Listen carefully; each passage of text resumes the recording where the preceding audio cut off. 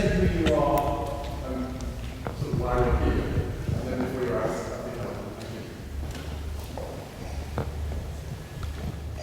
Thank you. Louise Felder, 1979 graduate. I'd like to know a little bit how you got into CNN and how you moved from being a law graduate and got where you are today. Yeah, no problem. All right, so I graduate in 1984, 84, 83, 84. 83, no, it was 83. Because then I got the scholarship. I don't know whether Leeds still does it. I had a scholarship to Vanderbilt University. Leeds had an exchange student arrangement with Vanderbilt, and they made a complete cock-up of it. They were not supposed to give the scholarship to somebody from the law department because Vanderbilt didn't have a one-year law program. So I went off to Nashville, Tennessee with a good dollop of Leeds' money and had nothing really to do because the law school didn't really have anything for me to do. So I started in the, I'd already done local radio, hospital radio, and I worked for the campus radio station there, WRVU. When I came back, I thought my late father decided, well, this journalism thing was all very good, but you better have something in your back pocket. So I did the bar, which I'd enjoyed. And I wouldn't have minded practicing. I liked law. But I wanted to try and be a top correspondent. And I wanted to get, I thought, what can I get to 40 and regret least? And I thought, I've really got to try. And I was lucky I got the BBC scheme. And then just after the millennium, I just decided it was time to move on. I'd gone as far with the BBC as I was going to. I could see the writing on the wall in the corporation. And so I was one of those rare people who worked for a British company in the United States, and I now work for a US company in the UK. And here's the interesting thing, if you're going to move from in broadcasting, there really are only about 2 or 3 organizations that have the quality and the standard that you would move towards globally. And just to prove that I'm not completely biased to my employer, you know, the BBC, CNN obviously, they pay my mortgage, Sky News in the UK, the ABC Australia, the CBC. But even the ABC and the CBC don't have anything like the resources, even Sky has nothing like the resources we do. So that's how I came to be at CNN, the world's news leader. Excuse me.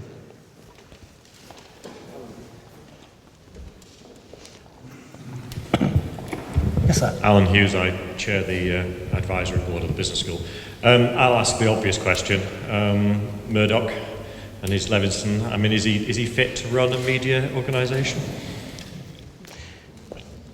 Well, I always enjoy an optimist asking a question that he knows he's not going to get an answer to. All right, so late last night, because I hadn't really had a chance to watch in great detail, I thought, you know, sad bugger that I was, and I thought I'm just going to watch an hour online of Leveson. You watch Murdoch, and I watched him today partly, you come away from it. I mean, the man is 81. I hope that I'm not just dribbling into my dotage at 81, let alone be able to give 4.5 hours of cogent, coherent evidence against Robert JQC. He was very honest. Forget what he says about my papers tell the truth. He was very honest. I interfere in the Sun. I didn't interfere in the news of the world. I believe in this, I believe in that, I believe in the other. I think we can take... What's fascinating is where the discrepancy between his view of what Gordon Brown said and Gordon Brown saying a conversation never even took place. I mean, that's a hell of a difference. It's a bit different if Gordon had said, you know, we had a conversation and that's not my recollection.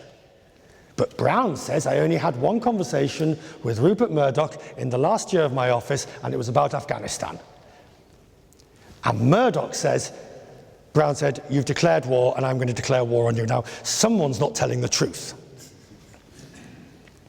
Would anybody like to speculate who it might be?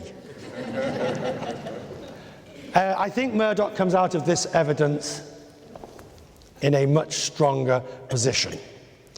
Having seen his shambolic Gaga style delivery at the select committee, this was a much more polished performance. James Murdoch is a different kettle of fish. I think that he might be holed beneath the waterline. Now, will they, how many think in here, let's face it, how many people in here think that they will be judged to be not fit and proper people to run a network, a television network? Well, that's a different matter. So we've got one person. How many think that they won't be judged that?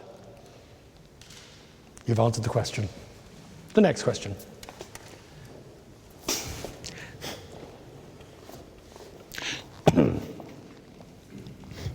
Michael Russell, a former banker and also a Leeds University alumni. If George Osborne was to call you into his office and say, I know you're a journalist, but I would like to hear your advice as to how rich to get me out of this pickle of no growth and deficit cutting, what would you recommend to him?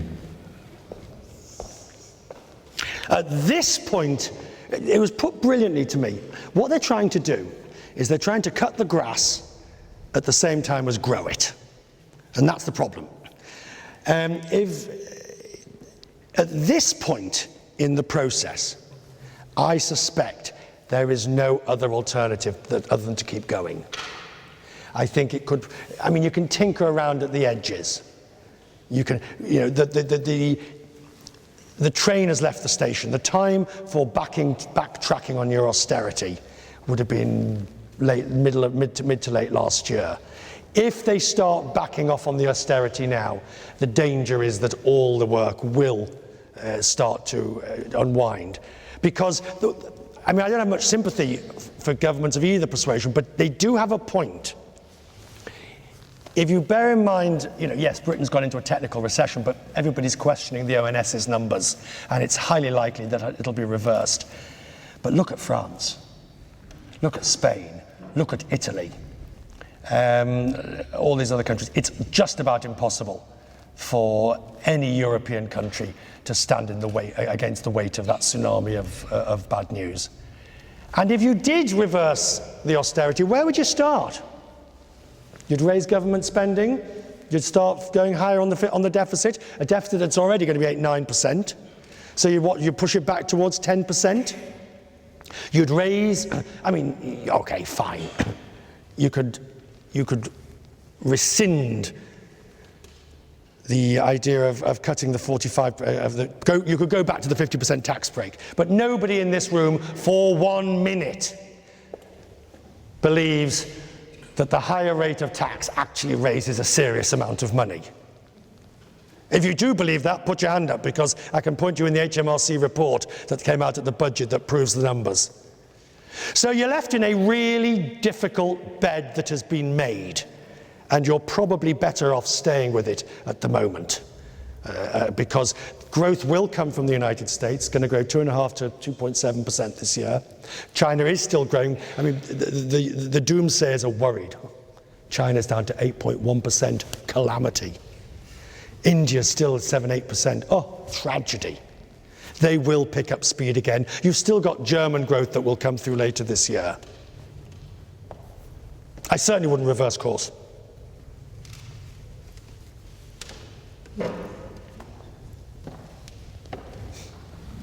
Richard Servant, part of the Leeds Advisory Board, Business School. I have a question around social media for you.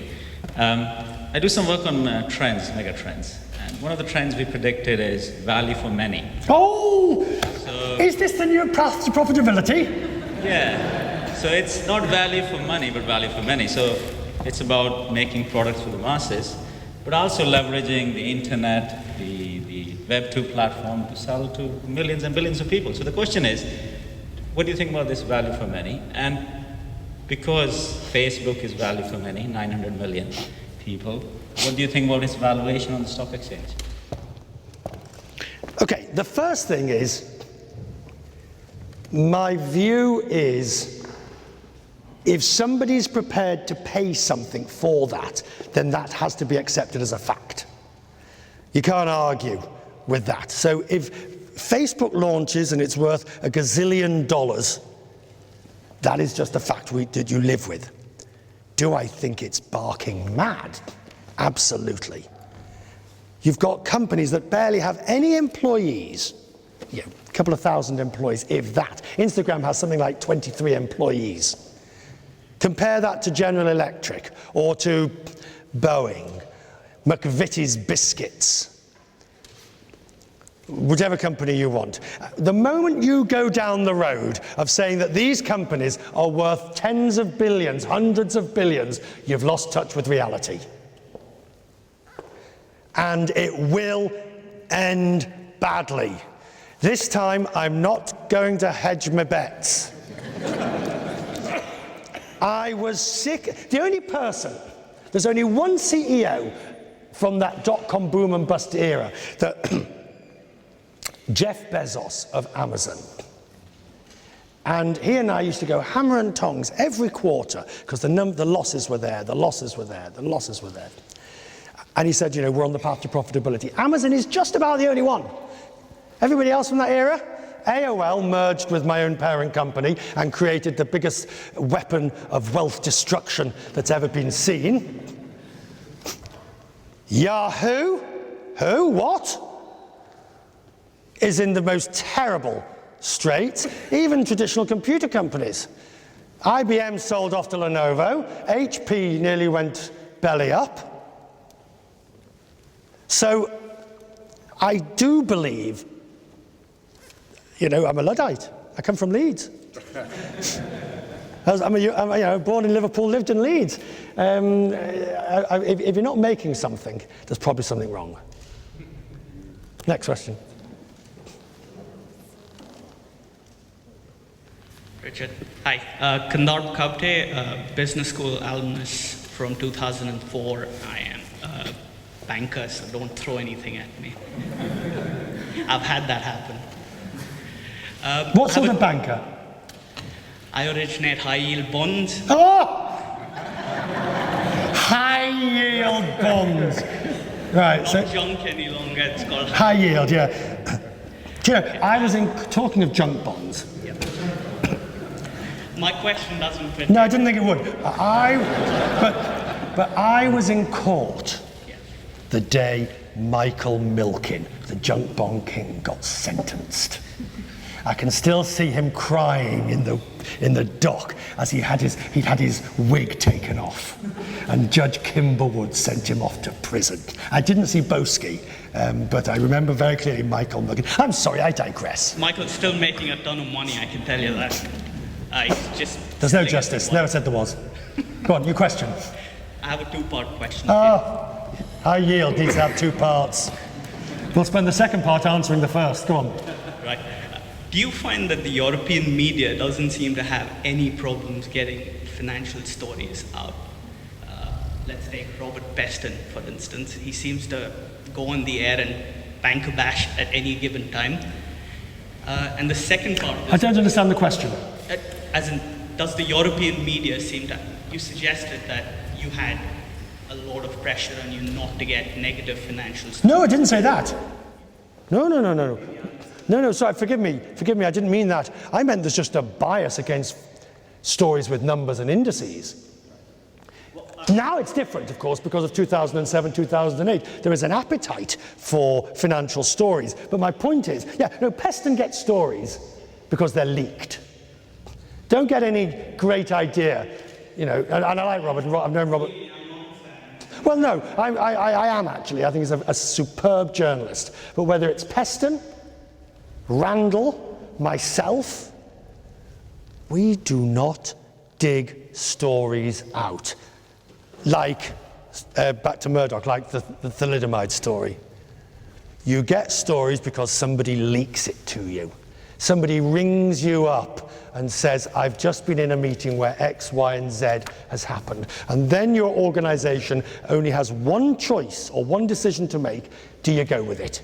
Is it real? Are you being used? Is it going to end badly? So let's, but your second part. Second part, do you think that, well, people like Robert Peston have too much of a sway on, let's say, a nationalized organization like RBS? Do you feel that RBS would have been in a better place, like, let's say, Citi has, which was nationalized as well at about the same time, if people like Robert Peston didn't constantly get stories on the air about how much Stephen Hester was being paid, how much bankers were being paid? Do you feel that I don't for one moment. I don't for one moment. And the evidence for that is that Citi, Vikram Pandit, just last week, lost the support of investors for their pay package. So Citi in the US had just as much of a beating up as RBS did. The difference was Citi was fundamentally sound, RBS was not. Citi took money, but it didn't need to be fully nationalized. RBS needed to be, would not have survived. Citi would have survived. Even when Citi's share price broke the buck, it would have survived.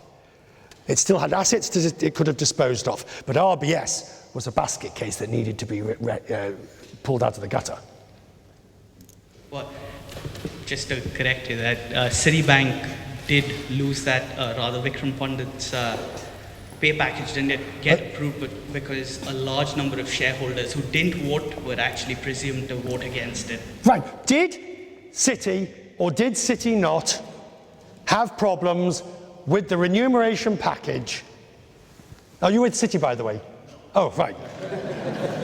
But the point I'm making is, Citi did take a bashing in the US. It took a bashing because it's named a football field or a baseball field or something, the Citi Field, wherever it is in New York. It took a bashing over that. It's taken numerous bashings.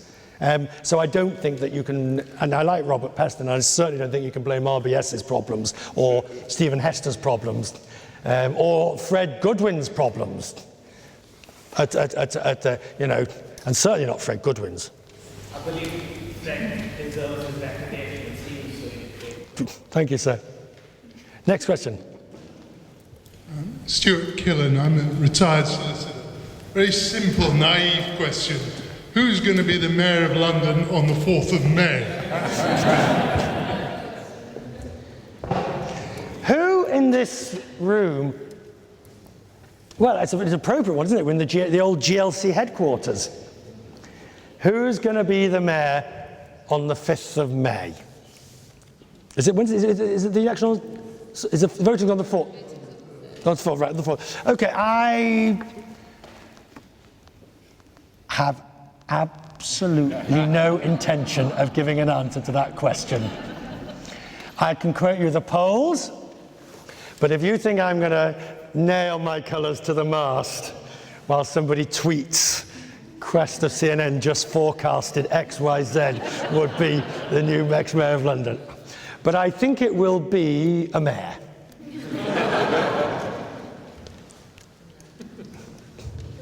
Yes, sir. Rohit Bhatia, class of 2007. Work as an equity analyst right now. 2007? 2007, so fairly recent. Oh, you timed it badly, didn't you? Very, very badly. Really badly? Wow, that must be expensive. Carry on.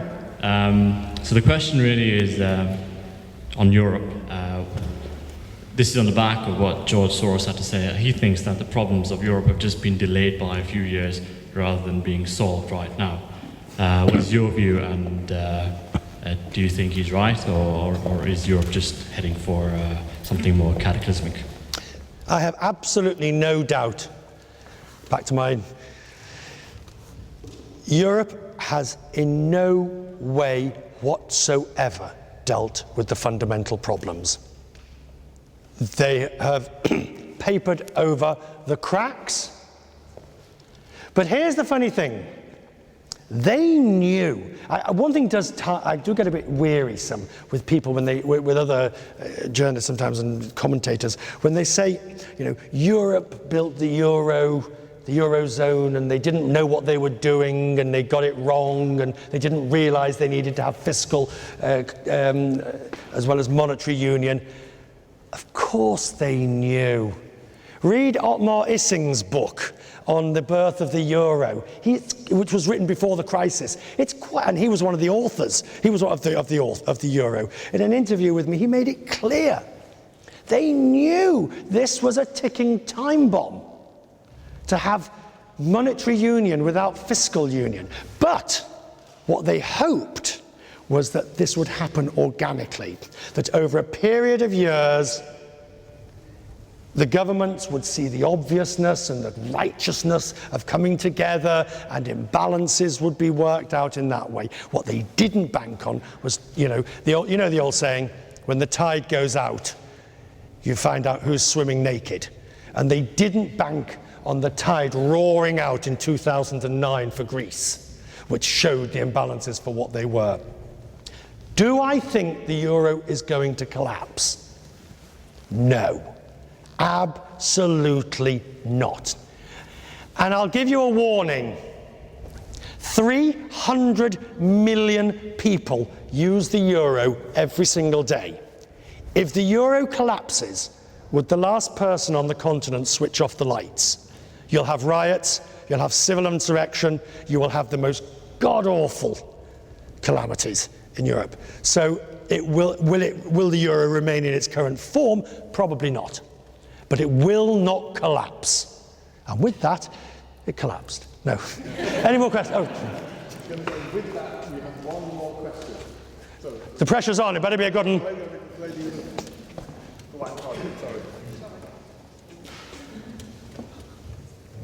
Sorry, the pressure is on. Nicola Evans from 2000. This is actually going back to the social media element, more from a journalistic point of view. How have you found it affecting your news and your journalism generally? Oh, great question to end on. How is social media affecting the journalism? It's a bloody pain in the arse.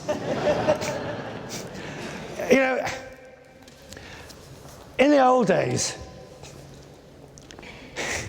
old days, you watched the television and you sent a self-addressed envelope to the BBC London W1A4WW, and you might or might not get your request played on the air. And then you go to the 1990s, when people like myself said, yes, email us at quest@cnn.com. Now we're tweeting and twittering as if there's no tomorrow. But you've got to do it. I actually do quite like Twitter. When I'm traveling somewhere and I'm bored, I'll start tweeting. Because you do feel like you're talking to people and they do reply, and it's quite sad. But here's a funny point about tweeting. Particularly if you've got quite a few followers or you're in the public gaze. The urge to say something just downright inflammatory to see what happens is overwhelming sometimes. Because you're sitting in an airport, it's 2 o'clock in the morning, and you know that you could tweet just anything. But you forget about the repercussions. I was once delayed out of South Africa. I was at Cape Town, and there was virtually a riot at the airport because the plane was late. And I tweeted that South African Airways had clearly screwed up. I landed in Johannesburg to find my tweet on the front page of the paper.